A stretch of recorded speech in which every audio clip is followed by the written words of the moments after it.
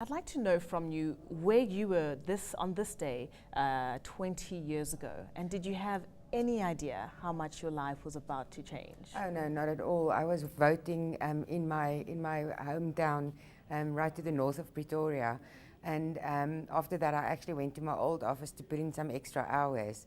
But I had no idea, no illusions, no aspirations that my life would be changed, or that I would be taken out of that cocoon of isolation and of living apartheid. Yeah. In fact, actually, I'd like to hear from the horse's mouth. How did your life change working with Madiba and traveling this journey with him up until his passing away? It has been a metamorphosis that it's difficult to explain it. He has changed my life in wonderful ways. He's changed my thinking, the way I see the world. Those are the small influences that he had in my life, professionally and personally. Now after his passing, we're trying to come to terms still with with the world actually. Without him, it's difficult. But a day like today reminds us so much of the things that he stood for and that he fought for. And we should celebrate today, remembering him. And I'm sure he would have been happy about that. Reading your biography, Zelda, you refer to yourself as an emotional billionaire. And I'm guessing you're saying this because you did spend so much time working closely with Nelson Mandela. For many South Africans, for many people around the world, he was a figure, a heroic figure that we saw through the media and understood through the media. And we talked a lot post-apartheid and in the dawn of democracy about Madiba magic. What was that quality that drew people to Nelson Mandela and in fact gave South Africans so much hope for the future? You know what, he's unwavering respect for human beings, for people, for who you are, for the human fiber that you are, irrespective of belief, irrespective of your political belief, the color of your skin, he just didn't have any prejudices.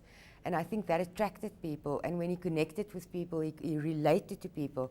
On many occasions, people actually said, I specifically now remember one occasion, we were in Saudi Arabia and they thought he was a Muslim because he was able to relate to people so well that people thought he was part of us.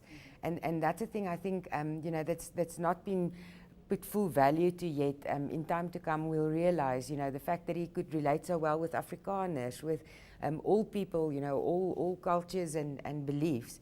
That is what attracted people. Now, you talk about his ability to relate to people. You also said that he did not have any prejudices. Was it a matter of a lack of prejudices or a decision to see past them or work around them? And I'm asking you this in the context that we find ourselves now with a lot of people either disillusioned with the ruling party or other parties and politics in general. How do we begin to navigate this, how we've idealized South Africa post-apartheid? I think to answer your first question, it was definitely a decision not to have prejudices. It's in all of our power. That's something he taught us all. It's in our power. It's a decision you make to forgive. It's a decision you make to respect people. I think, what is very important for us when we think about Madiba is really the fact that those prejudices, his sense of forgiving. The most important thing that he always said is it's easier to change other people than it is to change yourself.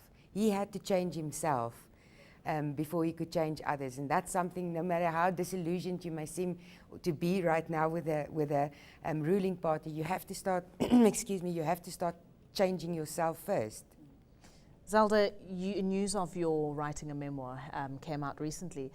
What, as South Africans read this, what do you want them, or other people, what do you want them to take away from what you've written about your time with Madiba? Here we are 20 years into democracy, and lots of people and everyone acknowledging the fact that we do have a ways to go. There's always plenty of work to do in any country, in any nation. What should we take from that writing? You know what, if I can inspire one person through my book, I've done my duty.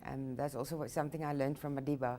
There's obviously a lot of lessons in it, but if I could change the way I did over the past 20 years, it's in everyone's power, and people can even achieve much bigger things.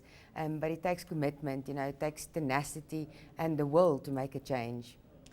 You deserve to know more. eNCA.com